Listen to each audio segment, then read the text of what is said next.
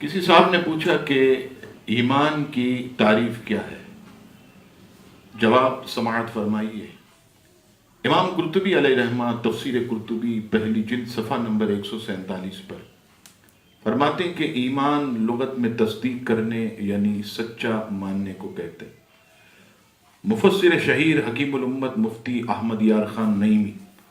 علیہ رحمہ تفسیر نعیمی پہلی جلد صفحہ نمبر 8 پر ایمان کا دوسرا لغوی معنی بیان فرماتے ہوئے ارشاد فرماتے ہیں کہ ایمان کا دوسرا لغوی معنی امن دینا، چونکہ مومن اچھے عقیدے اختیار کر کے اپنے آپ کو دائمی یعنی ہمیشہ والے عذاب سے امن دے دیتا، اس لیے اچھے عقیدوں کے اختیار کرنے کو بھی ایمان کہا جاتا۔ 14ویں صدی کے مجدد امام احمد رضا خان محدث بریلی رحمت اللہ علیہ فتاوی رضویہ 29ویں جلد صفحہ نمبر 254 پر فرماتے ہیں کہ ایمان کے معنی محمد رسول اللہ صلی اللہ تعالی علیہ وسلم کو ہر بات میں سچا جانے، حضور علیہ السلام کی حقانیت کو صدق دل سے ماننا، اسے ایمان کہتے ہیں۔ اور فرمائے کہ جو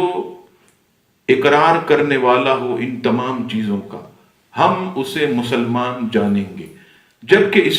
اس کے کسی قول یا فعل یا حال میں اللہ تبارک و تعالیٰ اور اس کے رسول صلی اللہ علیہ وسلم کا انکار یا تکذیب یعنی جھٹلانا یا توہین نہ پائی جائے۔ ضروریات دین میں سے یاد رکھیے گا کہ اللہ تعالیٰ کی وحدانیت، انبیاء کرام علیہ السلام کی نبوت، حضور علیہ السلام کی ختم نبوت، نماز، روزے، حج، جنت و دوزخ، عذاب قبر، قیامت میں اٹھایا جانا اور حساب و کتاب لینا، یہ سب ضروریات دین میں شامل ہیں اور اسی کو جو ہے وہ ایمان کہا جاتا ہے۔ واللہ تعالی عالم ورسولہ اعلم۔ جیسا کہ آپ احباب کے علم میں ہے کہ آج کے اس جدید دور میں انٹرنیٹ معلومات حاصل کرنے کا آسان ذریعہ، انٹرنیٹ ایک سرکش بے لگام گھوڑے کی مانند ہے جس پر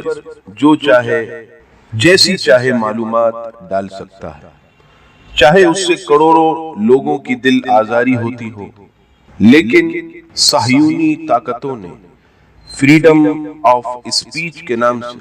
ایک طوفان بدتمیزی برپا کیا ہوا ہے، جس کا ہدف خاص طور پر اسلام، مسلمان اور سید عالم صلی اللہ تعالی علیہ وسلم کی شان میں گستاخیوں کا زیر اگلنا سر فہرست ہے۔ لہذا ان دشمنان اسلام سے مقابلہ کرنے کے لیے تمام دیکھنے اور سننے والے مسلمانوں سے میں دست بستہ عرض کرتا ہوں کہ آپ ہمارے ساتھ مل کر اس جہاد میں حصے دار بنیں اور دیے گئے لنکس ٹویٹر اور گوگل پلس کو فالو کر کے لوگوں میں اویئرنیس بڑھائیں، اور فیس بک کا جو پیج ہے